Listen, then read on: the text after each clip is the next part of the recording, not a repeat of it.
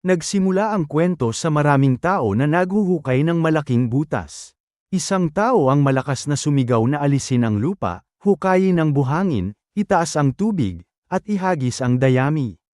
Isang goblin, na nakaupo sa tabi, ang malakas na nag-utos sa mga alipin na bilisan ang trabaho.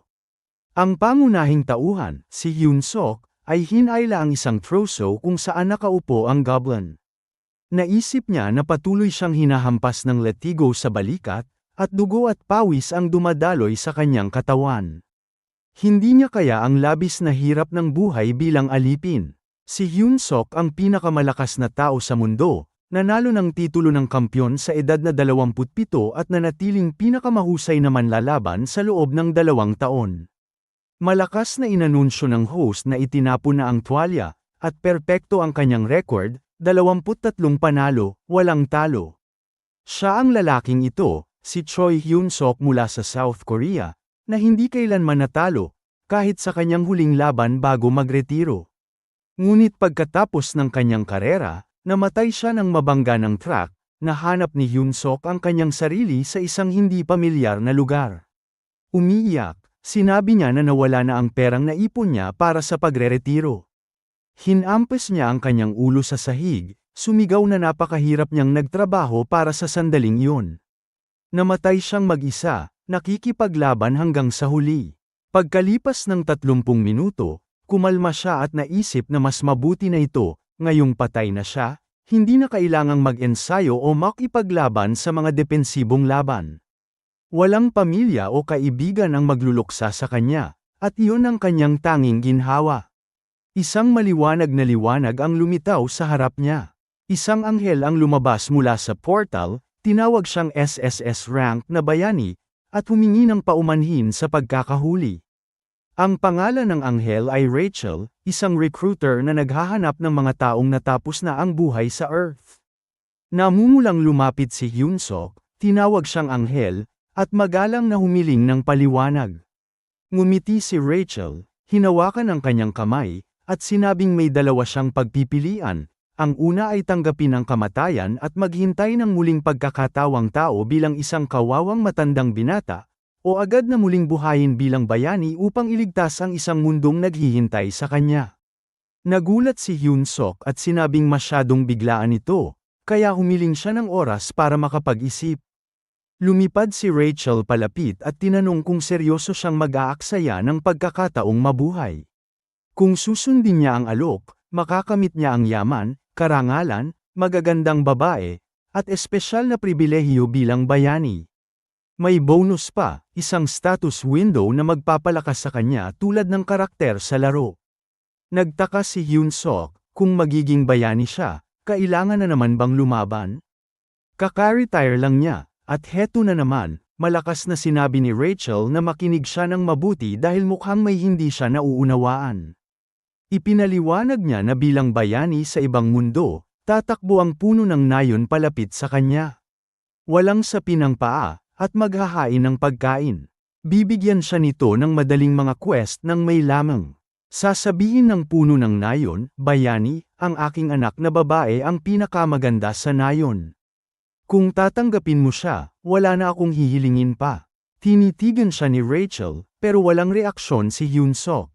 Wala siyang choice kundi gamitin ang plan B. Sinabi ni Rachel na kalimutan na lang niya kung ayaw niya, at aalis na siya dahil mukhang walang pakialam si Hyun Sok sa pagkakataon. Nagulat si Hyun Sok at malakas na hiniling na maghintay.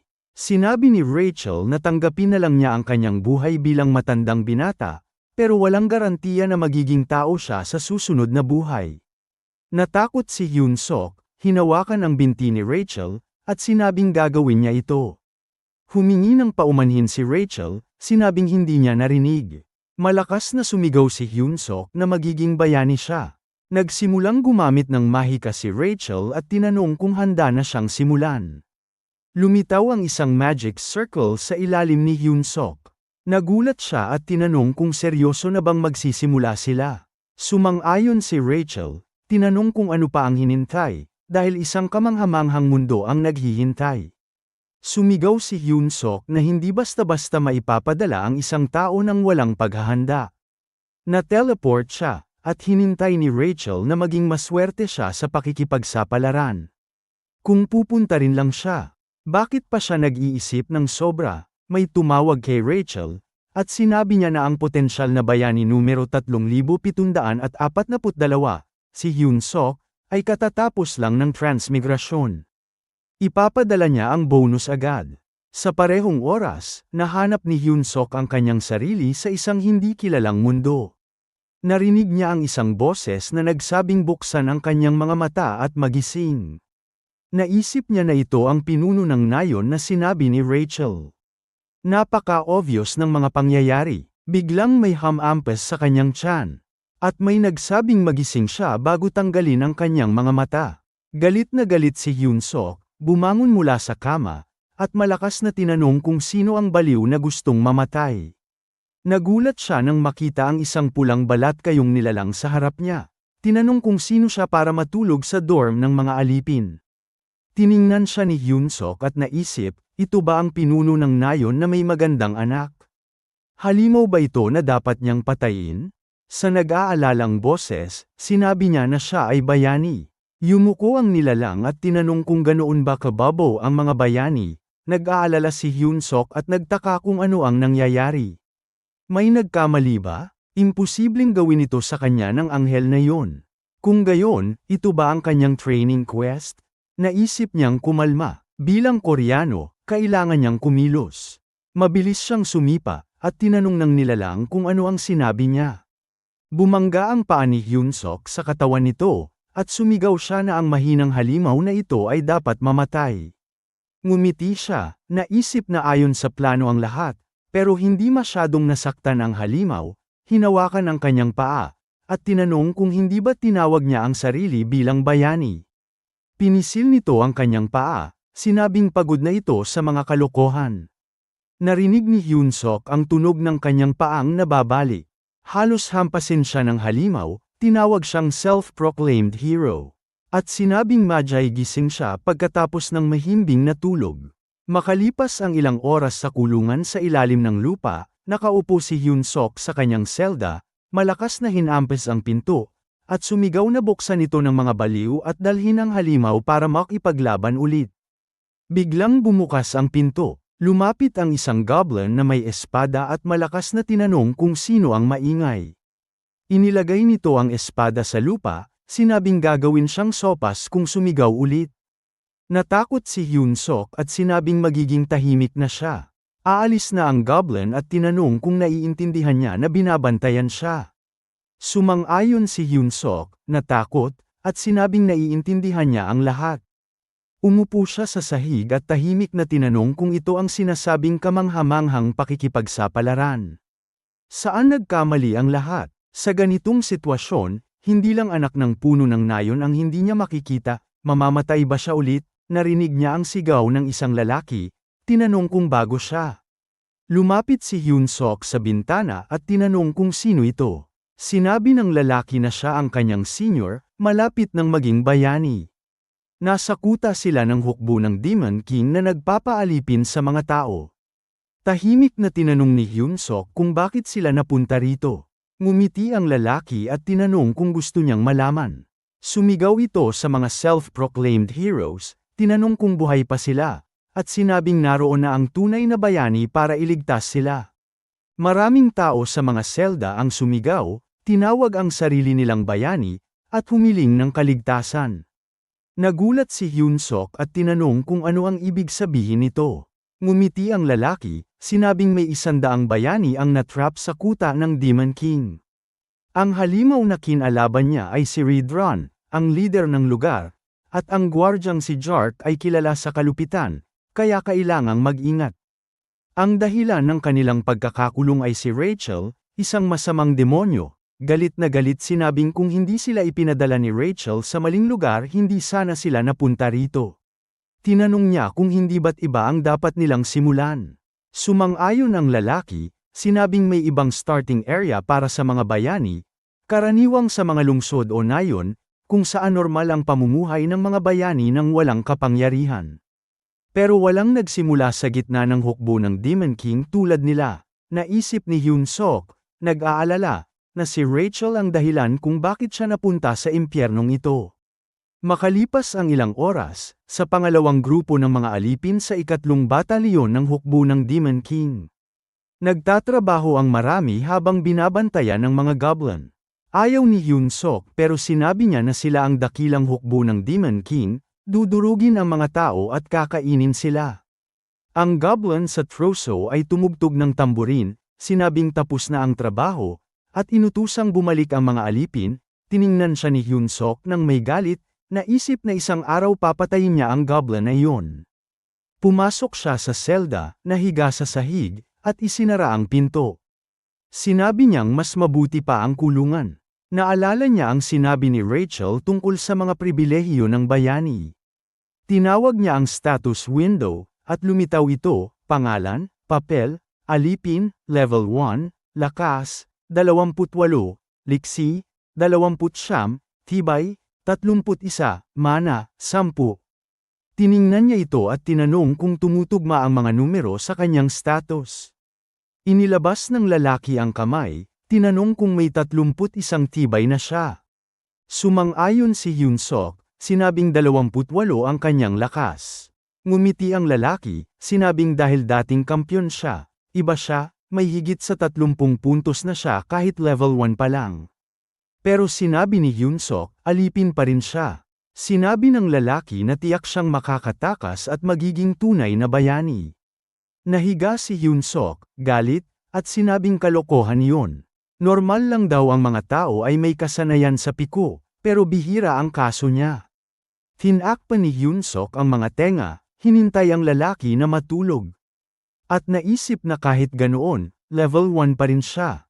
Paano siya makakatakas? Pagkalipas ng ilang sandali, ng gabi na, binuksan ni Hyun-sok ang system window at sinabi na sa wakas ay nakatulog na siya. Naisip niyang dapat niyang suriin muli ang lahat para sigurado.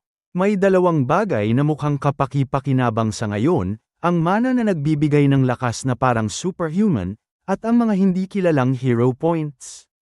Kahit ang mga peking bayani ay walang alam tungkol sa hero points na ito sapagkat wala pang nakakatanggap ng mga ito. Sa malalim niyang pag-iisip ay may liwanag na lumitaw sa tabi niya at nagtataka siya kung bakit pamilyar ang pakiramdam na iyon. Lumitaw si Rachel sa tabi niya at sinabi sa bayani na matagal na silang hindi nagkikita. Ngumiti siya at tinanong kung gusto niyang malaman ang tungkol sa hero points. Isa itong napakahalagang function na nagpapadali sa buhay ng isang bayani, makukuha ito sa pagtapos ng mga quest ngunit hindi na niya natapos ang paliwanag dahil biglang hinawakan siya ni Hyun-sok ng mahigpit. Tiningnan niya ito ng galit at sinabi na hindi siya interesado sa hero points at lahat ng iyon dahil mas mahalaga ang paghihiganti muna. Pagkalipas ng ilang sandali, gumamit si Rachel ng soundproof magic habang nakatali, humingi ng paumanhin, at sinabi na hindi niya inakalang masisira ang kanyang magic circles dahil natapunan niya ito ng kape habang kumakain. Kalma namang tinanong ni Hyun-sok kung naging manager ba siya bilang parusa. Umiiyak na inamin ni Rachel na, mas tama siguro, siya na ngayon ang personal fairy niya. Dapat ay palagi siyang nasa tabi ni Hyun-sok at tumulong hanggang matalo nito ang Demon King. Maingat na humingi ng paumanhin si Hyun-sok at sinabing hindi na siya interesado sa mga bagay ng mga bayani. Nagulat si Rachel at tinanong kung ano ang ibig niyang sabihin. Tumalikod siya at sinabing hindi niya balak talunin ang Demon King dahil pwede naman siyang mamuhay ng normal dito.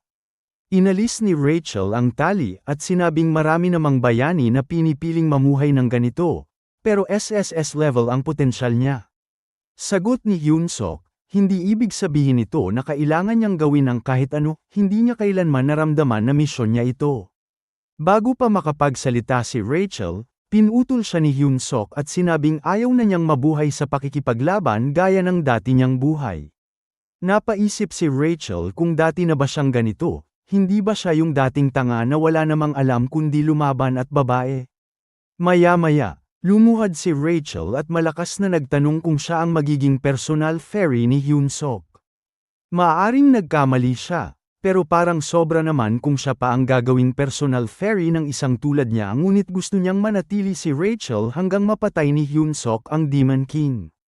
May boses na tumawag sa pangalan niya at sinabing pinal na ang desisyon, ang personal fairy ay parang subordinate ng assigned warrior, dapat ay aktibo siyang makipagtulungan at dumaan sa tagumpay at pagkabigo kasama ng warrior. Kailangan niyang pumunta sa Demon Fortress kung nasaan si Hyunsuk ngayon, at hindi siya pwedeng bumalik hanggat hindi natatapos ang kanyang misyon. Umiyak ng malakas si Rachel, nagmakaawa na huwag siyang itapon sa maruming mundo ng mga tao. Sa mga sandaling yun, nakahiga si Hyunsuk sa sahig at nagtanong, ang personal fairy ba ay dapat sumunod sa bawat utos ng kanyang warrior? Kung ganoon, dapat siyang tumulong sa plano niyang tumakas. Napilitan si Rachel na sumang-ayon.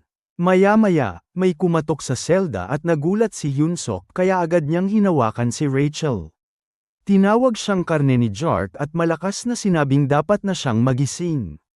May inis na itsura si Rachel at sinabi na kaya niyang gumamit ng invisibility magic. Naisip ni Hyunsuk na tapos na ang roll call, kaya bakit nandito pa ang weirdo na ito? Masayang sinabi ng goblin na pinapatawag siya ni Ridron. Pagdating sa opisina, sinabi ni Ridron na narinig niyang masipag daw si Hyunsuk kamakailan. Nakaupo si Jark sa balikat ni Hyunsuk at nagulat siya sa tanong. Naisip niya, pinupuri ba siya ng mabahong goblin na ito? Sabi ni Ridron, dati akala niya baliw lang si Hyunsuk. Pero nakakatuwang makita siyang nagsisikap, kaya gusto niyang tanungin kung ano ang palagay niya sa pagiging head slave. Nagulat si Hyunsuk sa narinig, ano raw ang ibig sabihin nito. Ipinaliwanag ni Ridron na bumagal na ang trabaho, kaya inaalok niya ito.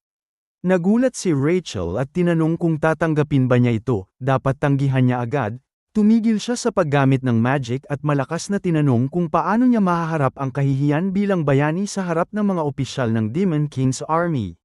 Narinig ng mga halimaw ang boses niya at tinanong ni Ridron kung anong tunog yun. Para malihis ang atensyon, yumuko si Hyunsuk at malakas na nagpasalamat, sinabing mapagkakatiwalaan siya at gagawin ang lahat para mapagtrabaho ang mga tao. Sabi ni Ridron na nagustuhan niya si Hyunsuk, at kung maganda ang trabaho niya, bibigyan siya ng espesyal na liham ng pagtanggap sa Demon King's Army.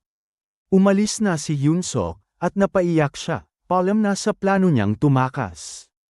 Ilang araw ang lumipas, pagod na sinabi ng mga tao na sila ang dakilang Demon Army, tatalunin nila ang mga tao at ialay ang kanilang katawan at buhay sa Demon King. Tumayo si Hyunsuk sa tore at malakas na sinabi na dapat silang gumalaw ng mas mabilis, pati lola niya mas mabilis pa. Paano nila mapupuno ang kota nila ngayon? Nag-report ang system na dahil sa pamumuno niya sa maraming tao, tumaas ang kanyang hidden trait na charisma. Natuwa si Hyunsuk at malakas na tumawa. Sinabing ang pagiging head slave ay napakaganda. Tahimik na nagbulungan ang mga tao na parang nababaliw na siya, totoo bang dating bayani siya? Tanong ni Rachel, baliw ka na ba talaga? Mapapahamak tayo kung magpapatuloy ito. Ngumiti si Hyunsuk at sinabing magtiwala lang at intindihin ang proseso, paano maiintindihan ng isang maya ang plano ng isang phoenix? Tinuro niya ang isang lalaki at malakas na tinanong kung bakit gumagapang ito, hindi ba ito kumain ng tanghalian? Nag-announce ang system na tumaas ang pabor ni Ridron sa kanya, malapit na niyang makamit ang layunin niya. Tumingala si Hyunsuk sa tore at malakas na nagpasalamat, sinabing naglingkod siya ng tapat. Malakas na tinawag siya ni Rachel at sinabing akala niya gusto niyang tumakas at maglakbay, ganito ba ang adventure o pagtakas para sa kanya? Nagkamot ng ulo si Hyunsuk at inis na sinabi na sinusunod lang niya ang utos ng system, hindi ba tungkulin ng bayani ang sumunod sa system? Nagtanong si Rachel, pero tataas ba talaga ang pabor ng mga opisyal ng Demon King's Army? Gusto ba niyang maniwala siya na may ganitong quest para sa isang bayani? Sinabi ni Hyunsuk na totoo ito, gusto ba niyang basahin niya ng malakas? Binuksan niya ang system window at sinabing napunta siya sa Demon King Army's fortress dahil sa pagkakamali ng isang tanga. Hindi makapaniwala si Rachel at sinabing kakaiba ang pananalita, neutral lang dapat ang system.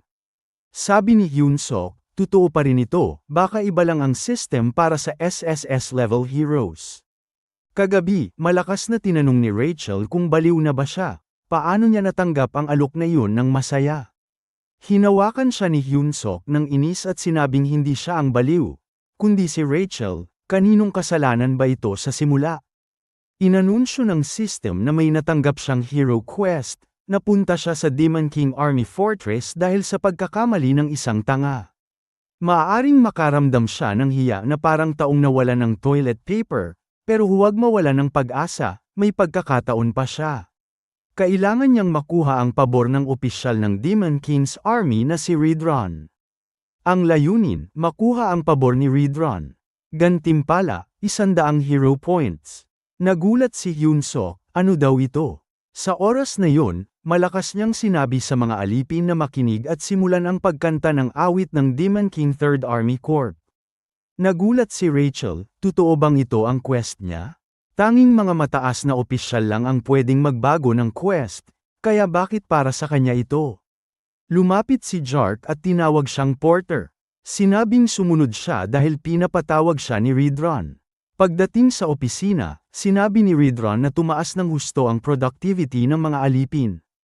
Malapad ang ngiti ni Hyunsuk at sinabing wala yon, simpleng tao lang siya, lahat ay dahil sa matalinong desisyon ni Ridron. Tumingin si Rachel ng inis at tinanong kung naniniwala ba siya na tatanggapin ng mga opisyal ang ganitong pambabala.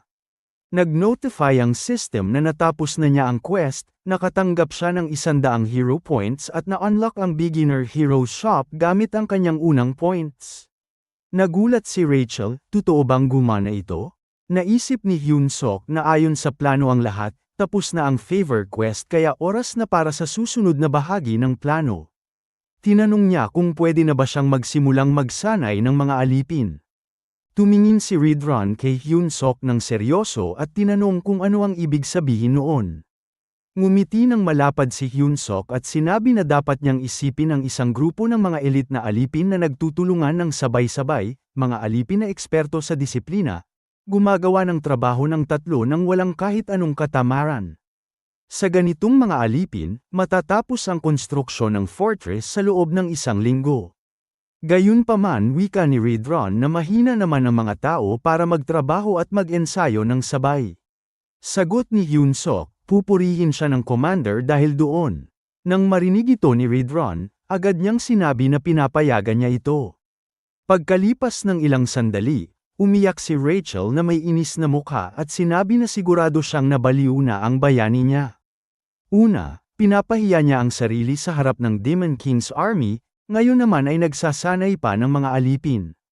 Paano siya mabubuhay kung ganito ang pakiramdam niya, nalulumbay at nawawala ng pag-asa? Tiningnan siya ni Hyunsuk nang may inis at sinabi na maingay siya at dapat makinig sa kanya dahil may plano siya. Tiningnan siya ni Rachel nang sobrang inis at tinanong kung tinatangka ba siyang gawing tanga ulit ni Hyunsuk. Sagot ni Hyunsuk na hindi niya akalain na kasing tanga niya si Rachel. Plano niyang gamitin ang mga alipin para mag-umpisa ng isang rebelyon. Nagulat si Rachel at tinanong kung ano ang ibig niyang sabihin. Sinabi ni Hyunsuk, may 3,000 na alipin sa fortress at mga 500 lang na sundalo mula sa Demon King's Army. Bukod pa doon, may human alliance na hindi kalayuan sa fortress. Nagmamadali silang itayo ito dahil sa mga taong ito, at sa gulo ng rebelyon, maaari silang humingi ng suporta mula sa Human Alliance. Masayang tinanong ni Rachel kung hindi lang pala siya isang tanga na puro kalamnan at pakikipaglaban lang ang iniisip. Lumiko si Hyunsuk at sinabi na ang natitira na lang ay tingnan ang gantimpala ng quest. Tinanong niya kung nakuha ba talaga niya ang hero points at kung hindi ba isang kasinungalingan ang buong quest. Sabi ni Hyunsuk nang may inis na mukha na sinabi niya na ito sa kanya at may hero shop na rin ngayon. Pinindot niya ang system window at umaasang makakakuha siya ng magandang bagay. Nagulat siya nang makita ang system window na nagsasabing hold your breath na rank F, pinapabuti nito ang paghawak ng hininga. Nagalit si Hyunsuk at sinabi na ang iba pang skills ay pagluluto, paglilinis, paghuhugas, at iba pa. Ito ba ang mga kakayahan na kailangan ng isang bayani? Lumipad palayo si Rachel at sinabi na dahil level 1 pa lang daw ang shop niya. Kapag nakalikom siya ng mas maraming points at naitaas ang level ng shop, Makakakuha daw siya ng kapaki-pakinabang na bagay. Mabilis na tumakbo si Hyunsuk papunta sa kanya ng galit at malakas na sinabi naman lolokong fairy na tumahimik na siya. Pagkatapos, tumayo siya sa harap ng mga alipin at malakas na sinabi na dapat silang magsaludo sa Demon King. Utos niya na simulan ang pagkanta ng awit ng Third Army Corps. Nagsimula ang mga alipin na umawit ng malakas. Sila ang dakilang army ng Demon King. Tatalunin nila ang mga tao at kakainin sila. Dapat kalimutan ang lahat ng paghihirap. Kapag nahuli nila ang mga ito, walang makakatalo sa ilalim ng langit sa pag-ibig ng Demon King.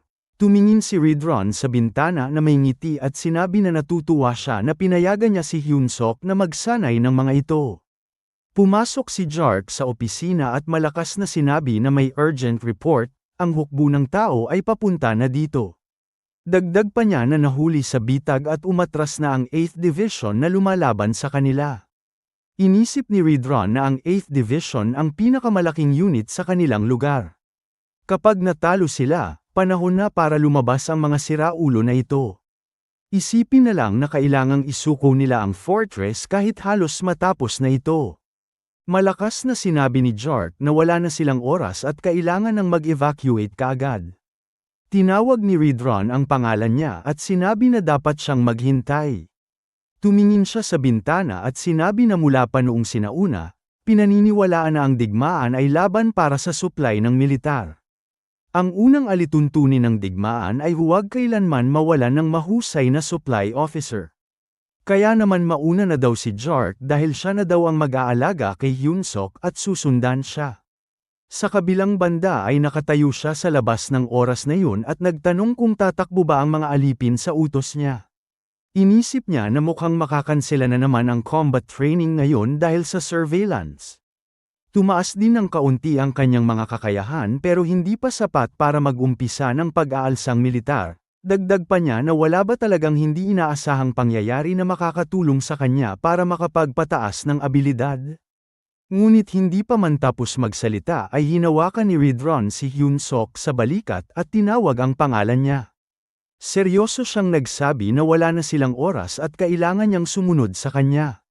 Nagulat at naguluhan si Hyunsuk at tinanong kung bakit biglang ganoon ang sinabi niya at saan sila pupunta. Kasabay noon, sumugod ang isang hukbo ng tao sa fortress at malakas na sinabi ng commander na dapat silang umatake sapagkat malapit na silang magtagumpay. Maraming tao ang sumugod sa fortress at nagsimulang magpalipad ng mga palaso sa Goblin Army. Isa sa Human Army ang malakas na nagsabi, ang Red Nightmare na si Ridron ay nandito. Dapat umatras ang mga karaniwang sundalo at ang mga knights ang lalaban sa kalaban at dapat silang sumulong dahil nasa harap na daw nila ang tagumpay. Nagulat si Hyunsuk sa nangyari at naisip kung bakit nandito ang human troops. Siguro ngayon ang pagkakataon niya na saksakin sa likod ang commander ng Demon King at makabalik sa lipunang pantao. Mabilis na tumakbo ang isa sa mga knights na may hawak na espada at malakas na sinabi na dapat mamatay ang Red Nightmare. Nagulat siya nang hinawakan ni Ridron ang ulo ng knight ng kalmado. Piniga ng mahigpit ang ulo ng knight gamit ang isang kamay, na labis na ikinagulat ni Hyunsuk. Ginamit ni Ridron ang martial art niya, ang 7th movement, Explosive Wave of Destruction. Pagkatapos noon, pinagsuntok niya ng malakas ang lupa, lumingon, at tinanong si Hyunsuk kung ayos lang siya. Sagot ni Hyunsuk na natatakot siya kaya naman aalis na daw siya agad.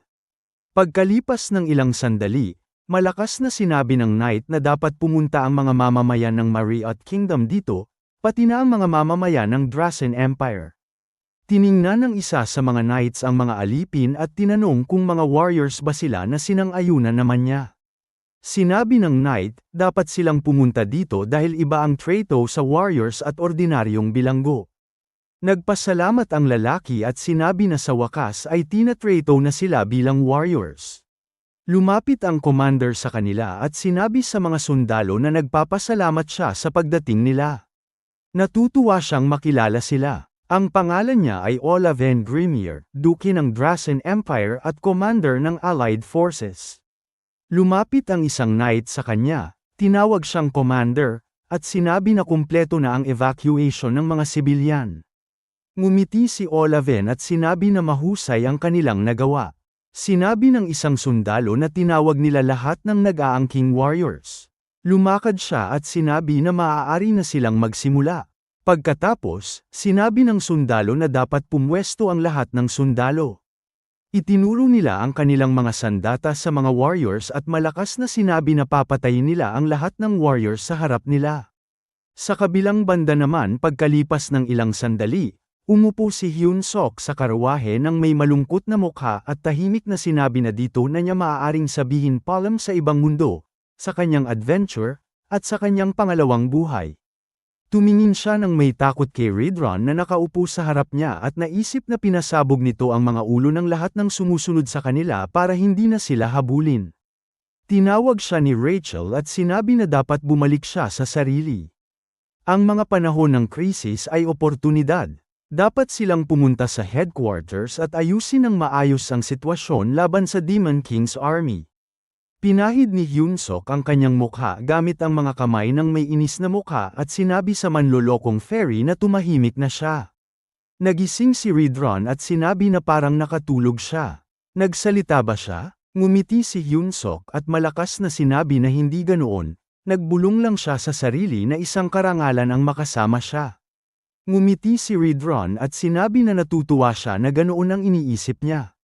Malapit na sila sa headquarters ng Third Corps, kaya huwag siyang mawala ng pag-asa. Pagdating nila, opisyal siyang elalista sa Demon King's army na labis nilang kinabigla. Dahil sa sinabi ni Ridron ay nawala ng pag-asa si Hyun Sok at sinabi na isang malaking karangalan ito para sa kanya. Pagkalipas ng ilang sandali, sa mga gate ng Demon Castle, napansin ng mga gwardya ang mga karawahe at malakas na sinabi na bumalik na si Ridron kaya dapat nilang buksan ang mga gate. Huminto ang karawahe sa loob ng kastilyo. Lumabas siya at sinabi kay Hyun Sok na sundan siya sapagkat dadalhin niya siya diretso sa commander. Sinundan siya ni Hyun Sok at ngumiti ng bahagya, sinabing isang malaking karangalan ang makilala agad ang commander. Ngumiti si Ridron at sinabi na ganoon nga, pero dapat maging maingat siya sa ikinikilos sa harap ng commander kung ayaw niyang mamatay. Nagulat at natakot si Hyun Sok nang marinig ito. Mabilis siyang kumalma at naisip na kung mapanatili niya ang kanyang kaba ay makakaligtas siya kahit sa yungib ng tigre kaya naman hindi daw siya susuko. Pagkalipas ng ilang sandali sa kastilyo, huminto si Ridron sa harap ng pinto, sinabi ang kanyang pangalan, at sinabi kay Commander Hemis na siya ito. Sabi ng demonyo sa likod ng pinto na maaari na siyang pumasok. Nag-isip si Hyun Sok kung posible bang babae ang commander. Pumasok sila sa opisina at nakita ang isang babae na nakaupo sa trono. Sinabi niya na dapat nilang tingnan kung sino ang dumating. Binati niya si Ridron sa kanyang pagbabalik. Siya ang commander ng Third Corps ng Demon King Army, si Hemis.